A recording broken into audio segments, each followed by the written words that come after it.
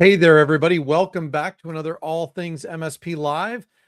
Tonight, it's going to be a little different. We had a guest scheduled for tonight and not sure what happened. I do know that there was a problem with the link. I don't know if that was the problem. If he shows up, then we will go ahead and proceed as scheduled. But for now, we are just going to spend a few minutes chatting. I obviously the intro video that I had to roll tonight doesn't apply since our guest is not here. But I do like to take these opportunities to just have a chat.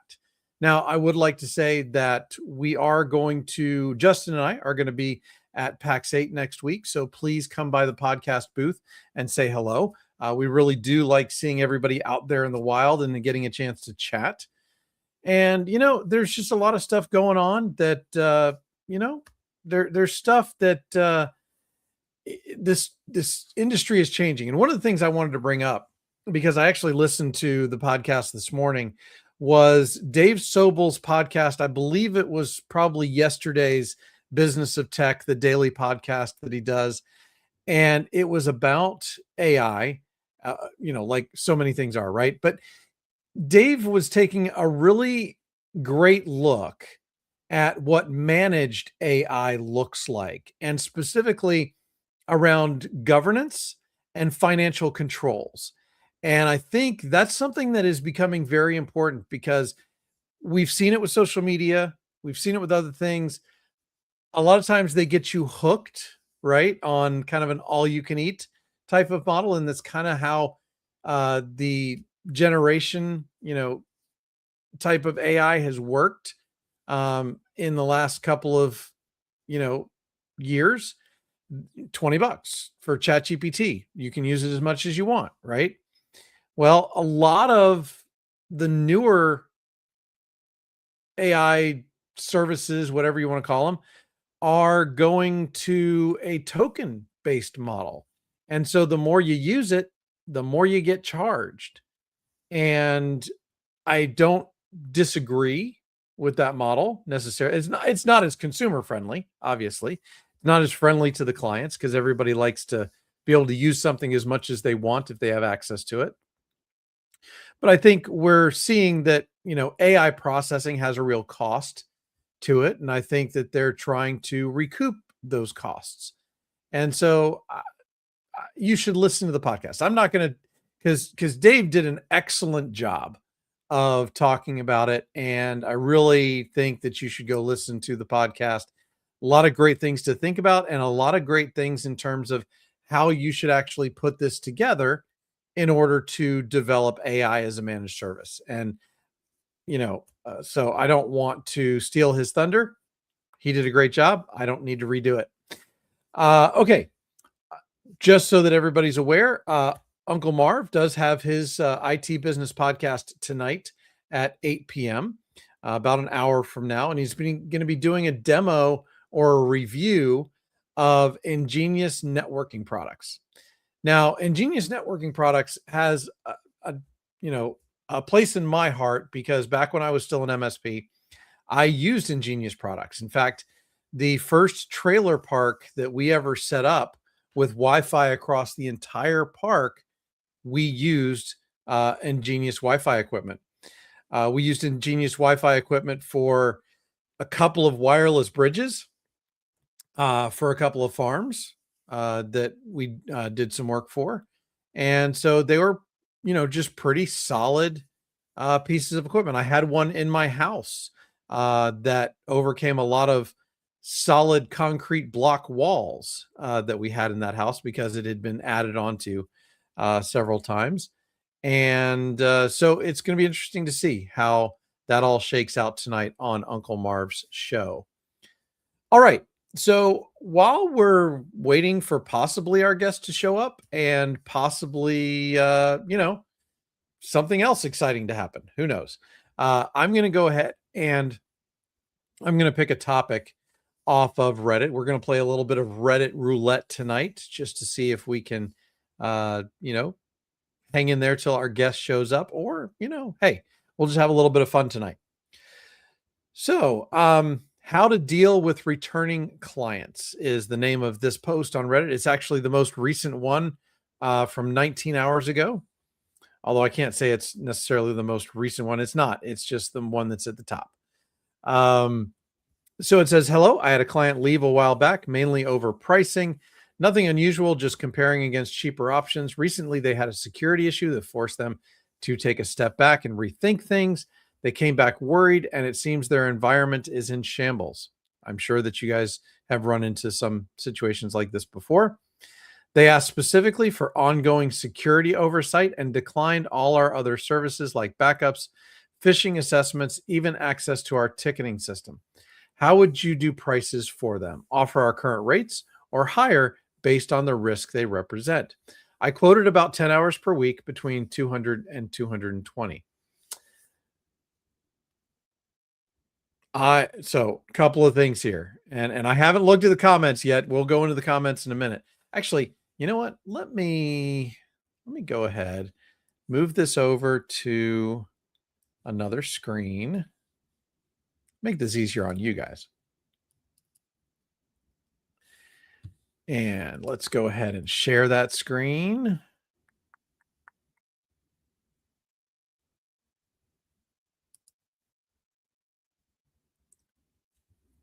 That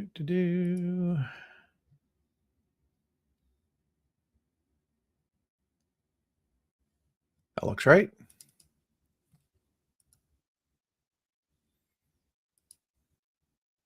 All right, there we go.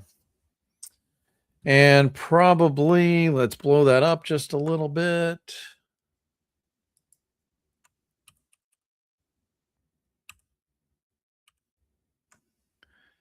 Okay, hopefully you guys can see that better now. So first of all, what I want to say is that 10 hours per week, 200 to 220 to $200 to $220 a week. I hope that that's $200 an hour, because if it's $20 an hour, but then I don't know, there's a lot of variables here that we don't know, right? So there's variables about how many clients there are, or how many endpoints there are, whether they're doing it by users or by endpoints. But I would say that, there's a couple of things here, right? Hey, Keith, welcome to the chat. Yeah, and if you guys want to play along here, please feel free. I'd love for this to be a chat-based night tonight since our guest is not here. I'm still going to be checking my email because I did send him an email a couple of minutes ago when I figured out he hadn't signed on yet. So we'll see how all of that goes. And yeah, Keith, I did see your posts about having surgery, and I hope you're recovering well. Yeah, I think your definition of ghetto, though, is maybe a little bit different than mine. And yes, I will be at PAX 8. Justin and I will both be at PAX 8 doing podcasts from Podcast Row. So yeah, hope to see you there. Hopefully you are fully recovered by then. And yeah, it has been quite a while since I've seen you, my friend. Okay. So I want to go back before we get to the comments on this post. They asked specifically for ongoing security oversight and declined all of our other services. It almost sounds like they're engaging you for a security only type of engagement.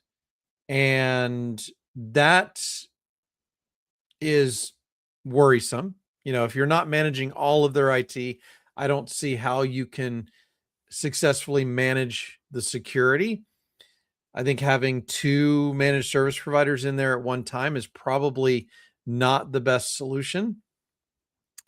I would hope somebody else is doing backups, because if nobody's doing backups, that would probably be the litmus test for me right there, is if backups aren't being done, period, I would say no, this is a no-go, because no amount of security is never 100%, right?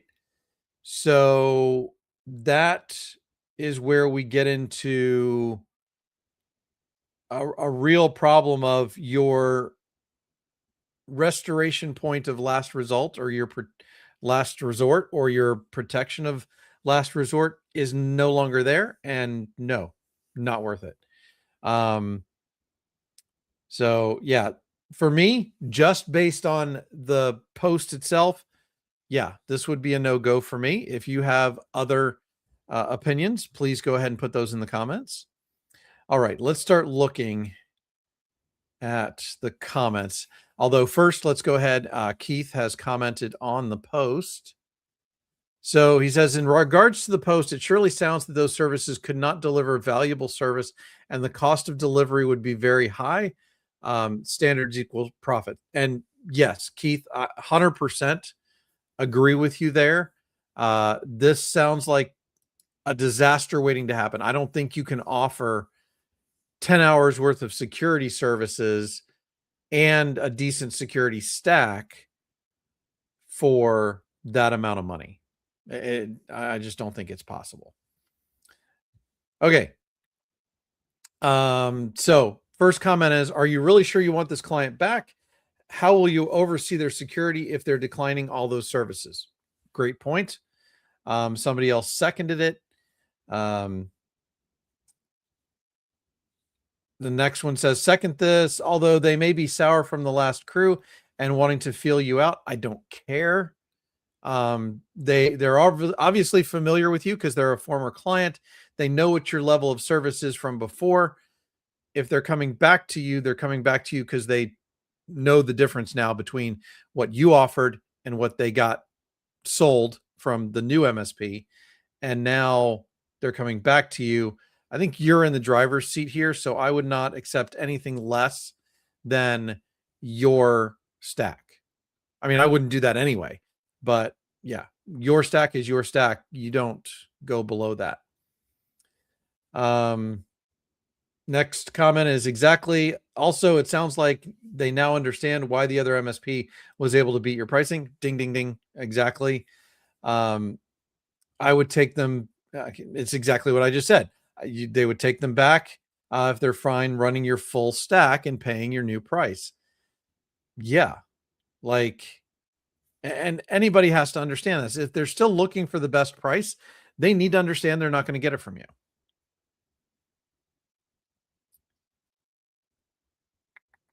Let's see. A lot of these are kind of just repeats. Okay, I do like this one. That's not a returning client. That's a returning liability. And that's really the point here, right? Is that you cannot take on this risk. And that's where I would really draw the line, is that it's not about price. It's not about them carving out a certain amount of your services. It's at some point you cannot accept the risk of taking a client like that. And by the way, I've heard a lot of people, when we talk about like your insurance and things like that, taking on a client like this can actually become a risk to your other clients as well. So it's just not worth it to your other clients either for you to take on somebody with this much risk. Okay. This is, albeit sarcastic, it's kind of spot on. If this isn't the perfect opportunity for a F off pricing, I don't know what is. Yeah, they're either going to accept what you want or they're not. And I don't think you take any less.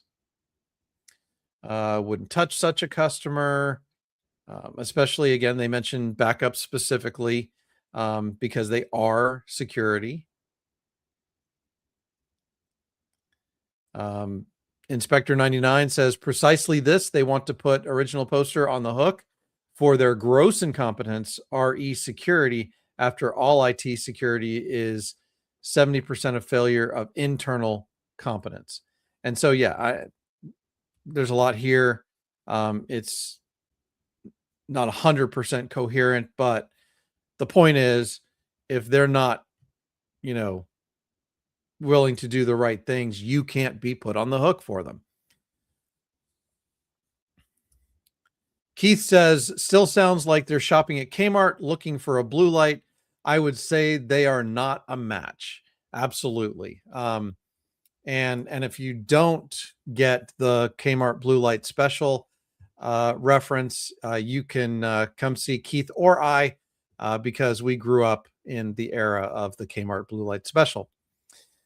I even remember when Kmart had little diners attached. Let's see. Nothing you have said here would make me pursue this client. 100%. The only currency they speak is monetary. Yeah, it sounds like they're asking for oversight while rejecting all the services you provide that constitute that oversight. Sounds like a liability. So everybody's saying you're stack or nothing. That's really, Keith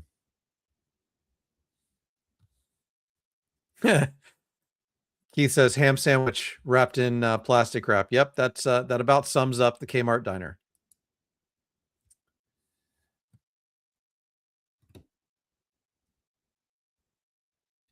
Now, this is an interesting comment because I think this speaks to some of the advice that is commonly given out, and I'd love to get somebody like Brad Gross's opinion on this. Put everything they don't want in writing and charge them double whatever you were before, or they can pound sand. I personally don't like the idea of trying to exempt things in writing, because first of all, things are going to happen. They're more likely to go bad if you don't have the right things in place. And you're going to end up just having to defend that contract and that agreement. And the time that it's going to take, even if you win, is not worth it, in my opinion. That's basically the answer to that, in my opinion. Certainly, there's a lot of advice out there that says put it in writing and get whatever money you can get. But I personally would not want to open myself up to the added chance that something's going to happen, combined with having to defend something because they are still going to blame you, even if it's in writing. And if they have good lawyers, or worse yet, if it's a law office, it's going to be more problem than it's worth. Do not ever subsidize their bad decisions with your labor. And I would extend that to do not ever subsidize their bad decisions with your legal fees. Kind of goes back to the last comment we were just talking about. Not worth the trouble. Yep. Wouldn't pick up a client if they refuse backups. Okay. I'm a firm believer in the jerk tax. You didn't say they were jerks, but do yourself a favor and price them accordingly, knowing they are a liability and they already left once and will likely do it again. I think there's a good point there. If they left once and they are that price conscious, it's a very good chance that they'll leave again if somebody dangles the carrot of a lower price in front of them at some point again, especially if they go for a while without having any type of incident. They'll get comfortable and they'll again say, what are we paying for? And, they'll just go for the next shiny, lower priced object.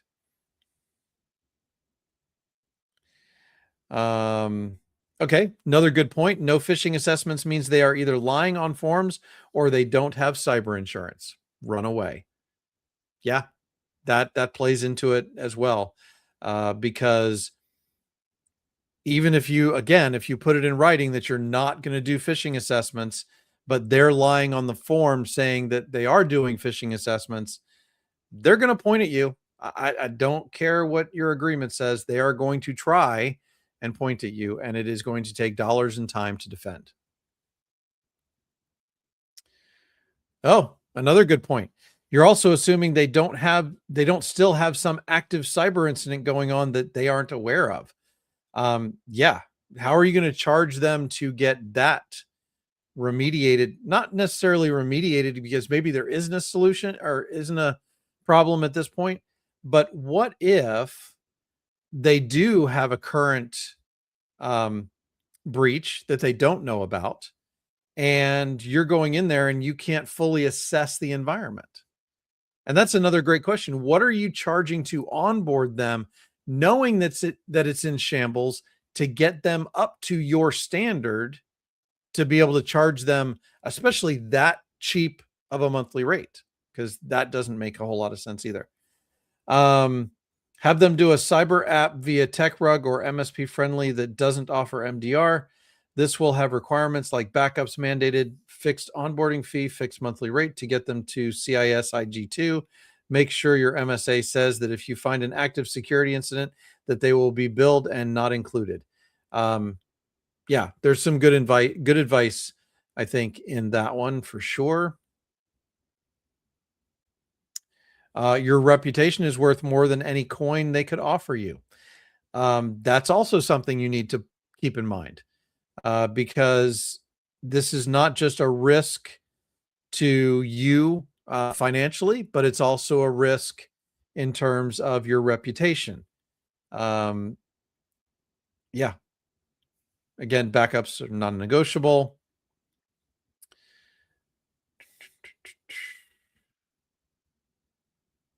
Basically, somebody else saying, it needs to be to your standards.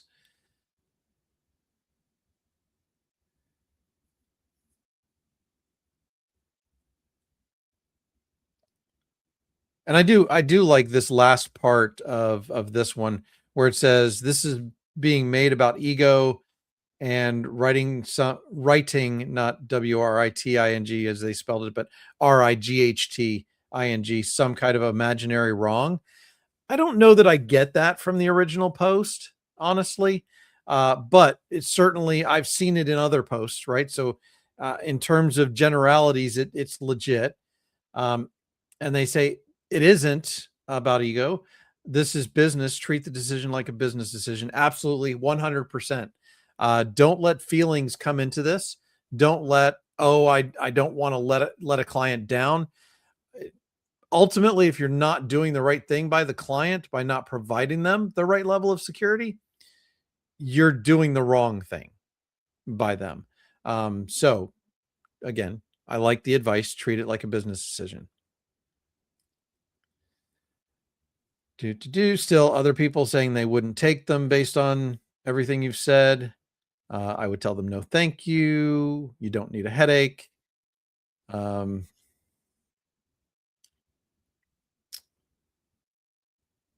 yeah, pretty much a lot of the same things.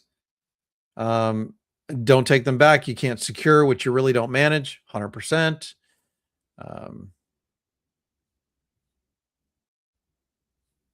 You shouldn't be quoting based on hours anyway, and $200 a week is only $840 a month, which isn't enough to do things properly and provide any real profit for you. Yeah. Now, the original poster did come back and clarify. This is interesting. So it's 10 hours every week at $200. So it's $200 an hour. So we're talking 2,000. Okay. And see, you guys tell me if you agree with this or not. $2,000 a week. Now we're talking about what? Like 4,250 a month, $4,250 a month. Now, obviously, it depends on the number of seats that they're charging for, but they're not charging by the seat, they're charging by the number of hours. But that doesn't seem cheap to me. So I wonder what the client is looking for in terms of cheap, or what they were charging them before. That would be an interesting thing to know.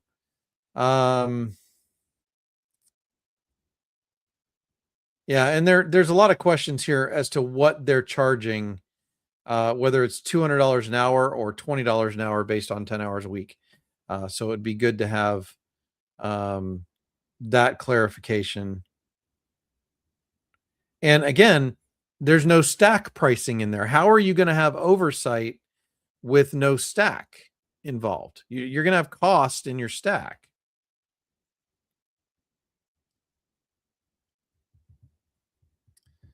Da, da, da.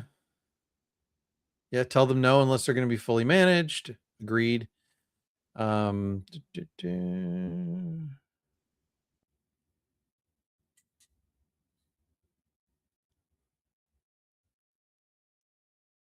Yeah, 100% follow the recommendations or no. Um, yeah, I mean, I like this response. I'm sorry, you cannot decline security. It's a core offering. And then maybe it isn't time for them to come back. Haven't learned their lesson yet. It's probably true.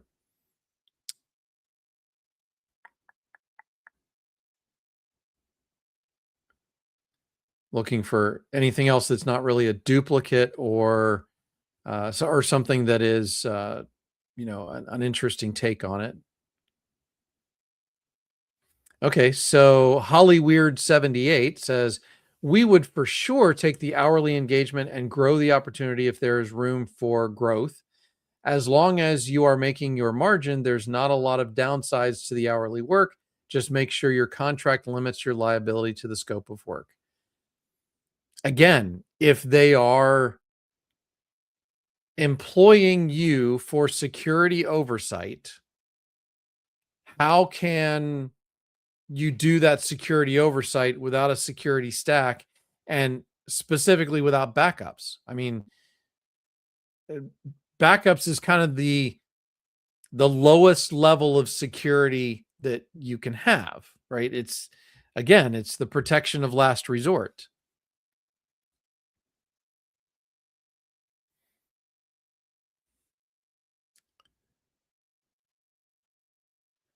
Now this one says to charge them $150 per person per month and include your full stack, less backups and licensing. Tell them they are also required to maintain Microsoft Business Premium or higher. They need to agree to an Intune and conditional access project and a SharePoint migration. I'm not sure why SharePoint migration fits in there. If they're willing to do these things, they are a customer you want to keep. I think the general idea is if they're willing to do what you tell them to do, then they're worth keeping for sure. More people pointing out that they should price it by per device, not by the hours. Well, and the original poster, this information is coming back is interesting because now they're saying I did hours because they won't be a managed client, more like project based. Security oversight is not a project. That's what I don't understand here. There's got to be something we're missing from the original post that's not being described well. Because it almost sounds like they're going to be keeping their existing managed service provider and this MSP is going to provide almost like they're going to log in and spend 10 hours a week checking all of the security products and vulnerabilities and things like that that are already in place from the existing MSP. I don't know. You guys tell me what you think this is reading as because it we're obviously missing something here. The comment on this one is if you want to go the block of time route, 25 hours BOT, set expiration date. Each hour in the BOT should be at a minimum of $150 an hour. I think we've established it's probably $200 an hour. Then add your stack along with your margins. Maybe the stack is the existing MSP. I don't know. So maybe you don't have a stack, but I think if they're in that bad a shape, I think there's got to be some stack tools that you would have to add to do the right job of monitoring security on that. T&M is absolutely ass and has way more overhead to you than it's worth for time and materials. Keith is saying it fails some logic. Emergencies, especially cybersecurity events, fail to make appointments. Absolutely. I totally agree. I think what's going to happen is you're going to be watching this, but you don't have control. Something's going to happen, and the 10 hours a week is not going to do it because you are going to spend a lot of time remediating. And that's even if you have the skills to remediate, right? I don't know that the original poster has the ability to remediate a true cybersecurity incident.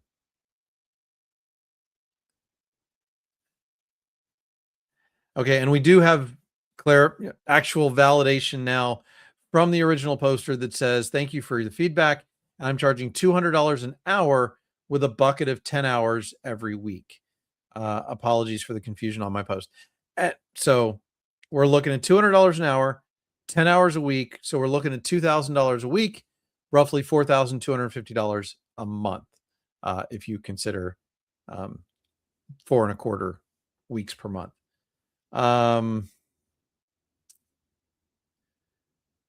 Again, wouldn't touch it. You can't do security oversight without phishing assessment unless they have their own backup in place without backups. Yeah, a lot of people are still stuck on the $20 an hour.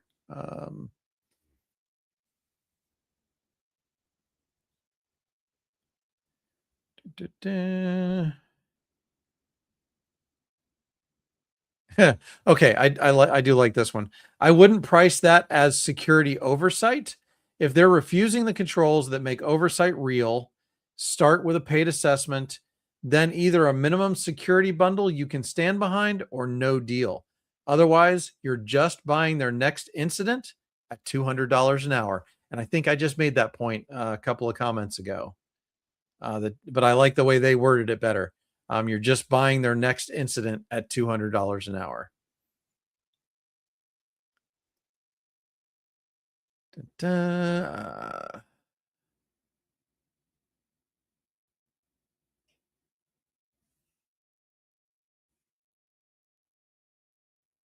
Okay, yeah.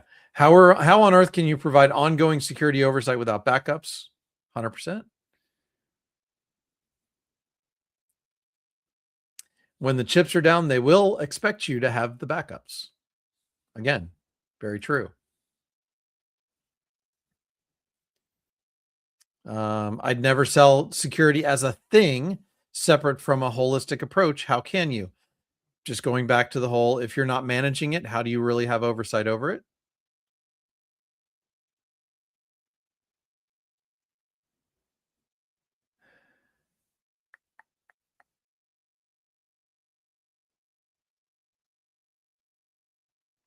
Yeah, some people just trying to limit scope.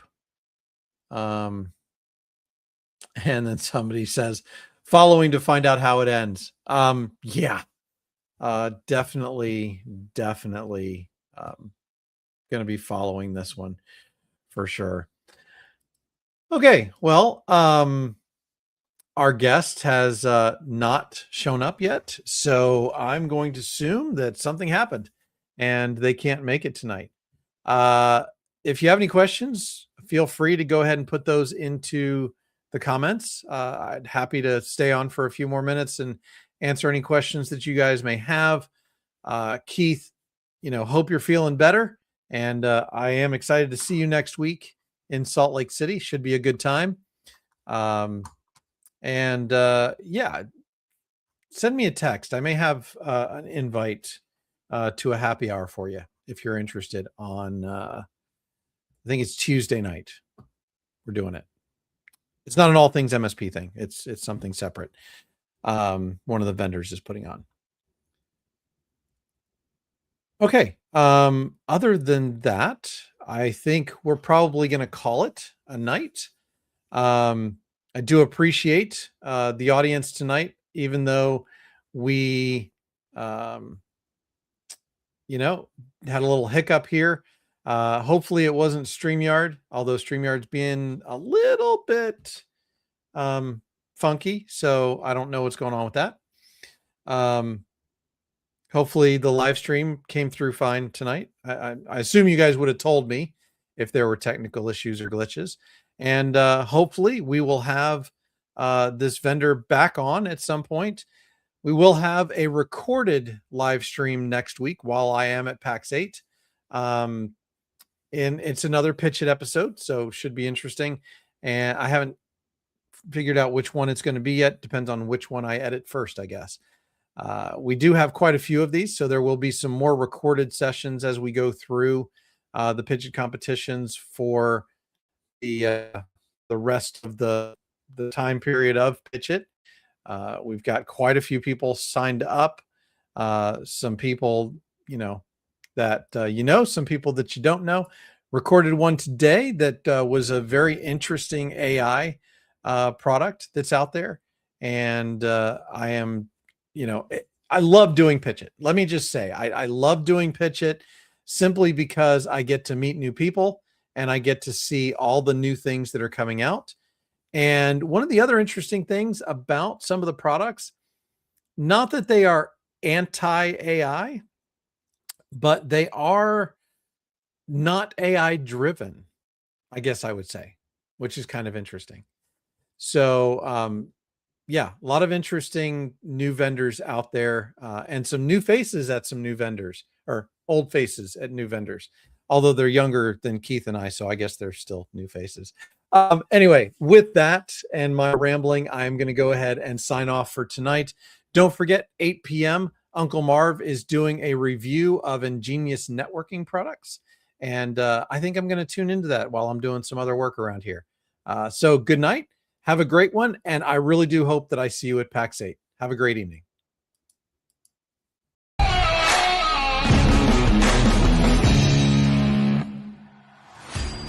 Hey, thanks for watching All Things MSP Live. You can reach me, Eric Anthony, at eric@allthingsmsp.com.